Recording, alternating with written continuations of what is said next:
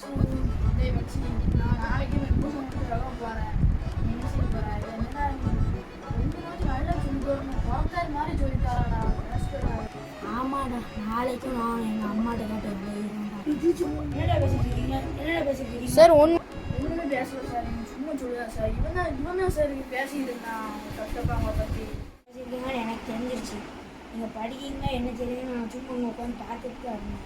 நீங்கள் என்னை பற்றி இப்படி தப்பாக பேசுனீங்க. நான் சொன்ன மாதிரி ஆயிடுச்சு. சரி விடு, அவங்க பேரண்ட்ஸில் சொல்லி அடியாச்சு. ப்ளீஸ் சார் நான் அப்படி சொல்ல மாட்டேன் சார். ப்ளீஸ் நான் 1000 வருஷம் உங்கள் டியூஷனில் நான் சேர்ந்து படித்து நான் உங்கள் பேரை காப்பாற்று. என்னடா பேசுகிறா? நம்ம அதில் 1000 வருஷம் இருக்கணும்னு இருக்கலாம் சார். நீங்கள் இருக்கனா மாட்டீங்க சார். எங்கேயோ நீங்கள் போயிருவீங்க சார். உங்கள் பேரை காப்பாற்றிடுங்க சார்.